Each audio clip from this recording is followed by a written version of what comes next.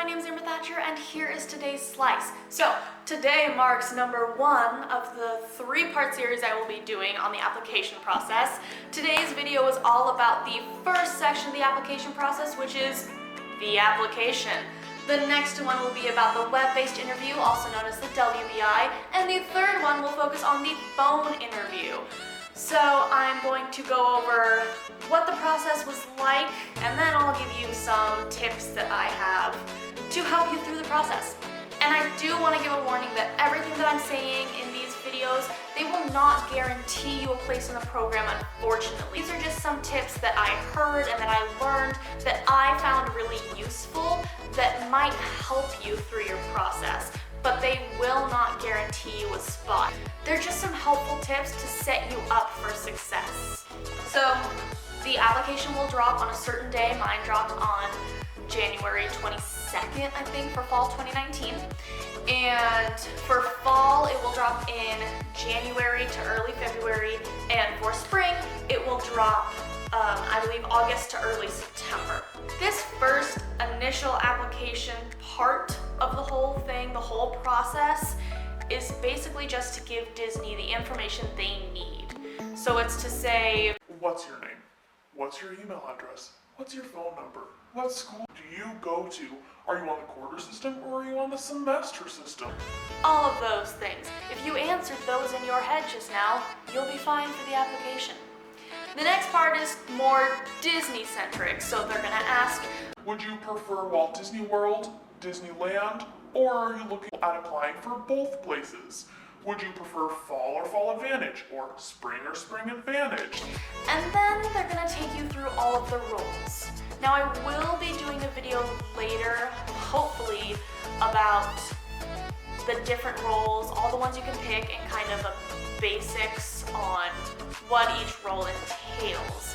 But what this section is going to do is they're going to have their 4 highest need roles. So quick service food and beverage is a really high need role, and merchandise is a really high need role. They need a lot of people to fill those. So they're going to have those first 4, and you're going to say you have high interest, low interest, or no interest in those roles.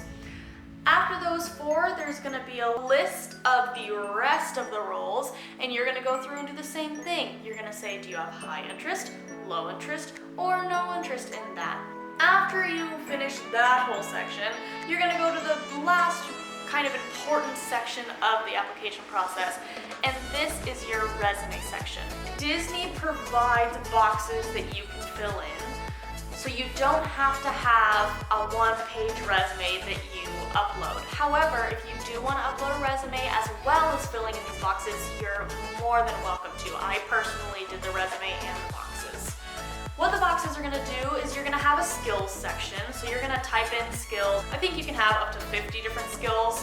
So you basically type in all the skills that you want. And then you're going to type in your past work and volunteer experiences.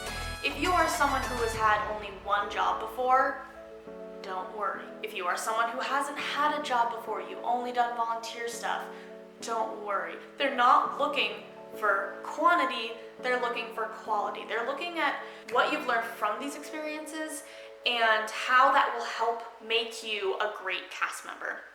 So an example would be there's going to be a box for what company did you work for. So if I worked for Starbucks, I would put Starbucks, and then you're going to have, what was your title? Barista. And then you're going to have a big box where you can put as many responsibilities as you want. If you volunteered, it's the same idea. What company did you volunteer for? What was your title? And what were some of the responsibilities that you had? So that's basically it for the layout of the application. So now we're going to move on to some tips and tricks for some of the things that I said. My first tip or kind of comment is it doesn't matter what time of day you submit your application. It is true that for the first probably 48 hours, their systems are going to be very busy and sometimes they can crash. Sometimes you can't start your application. I know personally, I couldn't start my application on a computer. I had to go on my phone, start the application, and then resume it on my computer because I applied within the first couple hours of the application dropping. But it doesn't matter. It is true that if people are being placed within the first 2 months and you don't apply until the 3rd month, well, there aren't as many roles left. So I would say maybe don't wait until the last month unless you really have to. There's some reason that you have to, but there's so much debate over when should I apply. People say don't apply the first day because you will get overlooked by the system, or you have to apply within the first couple days or else you won't get a role. This is so untrue. I personally applied within the first couple hours. I got my WBI 30 minutes later and then moved on to the phone interview after that. I have a friend who applied basically at the same time as me, who had to wait a couple of weeks, but he finally got his WBI and then his phone interview. I have a friend who applied basically at the same time as me, and they didn't move past the WBI phase. And those scenarios are also valid for people who applied the next month. Those who applied the next month and got in, applied the next month and didn't get past the first application phase. So honestly, it doesn't matter. Apply when you want to and when it feels right. I personally knew that if I didn't apply the first day and then I didn't get in, I would have blamed it on that. So you have to do what feels right for you, and there's a lot of debate over the topic, but it honestly doesn't matter. The next tip I will give you for your application is take your time. I know that it's really exciting that you just want to get through it and get your application submitted, but you have time. Make sure you read everything 3 times, make sure you've typed everything in correctly, read all your answers. It helps to do the resume section ahead of time so that you can just copy and paste it and you've looked over it a bunch of times to make sure it's perfect. The next tip I have is for the roles section. When you are picking your roles, one of the biggest tips I can give you is don't put interest in something that you don't have interest in. A lot of people's philosophy is to apply for everything because it gives them more of a chance, but then they end up with a role that they're really not happy in. So you want to make sure you're honest about what you would be okay doing. My philosophy going through it was, if I really, really, really want the role and I would love doing it, I put high interest. If I wouldn't mind doing the role, if I were cast in that role, I would still be happy and make the most of it, but it's not something that I really wanted, well, I put low interest in that. And if I honestly did not see myself working there and I knew if I got an offer letter and it said, you are a blank cast member, and I would be upset about that, then I put no interest in it. And I still got accepted even with putting a fair amount of no interests. The next thing I'll say for your resume is also a controversial topic, and it's about keywords. A lot of people say keywords don't matter. I will say that from what I know, it is a computer that looks through your resume. It kind of sorts through the resume and puts you on the WBI step if you have what it's looking for. But the recruiters don't really tell us what it is they're looking for. They have said that sometimes it's, What year are you in college? How old are you? What's your degree? it could be a bunch of different things. So, with that being said, keywords might not matter, but what's the harm in putting them on there? I personally did put keywords. So the 4 Disney keys that you really want to remember are safety, show, efficiency, and courtesy. Those are your 4 kind of keywords that you might want to add in there. Going back to my job at Starbucks, one of the things I said for my responsibilities was that I had to take customer orders and bring them up on the computer.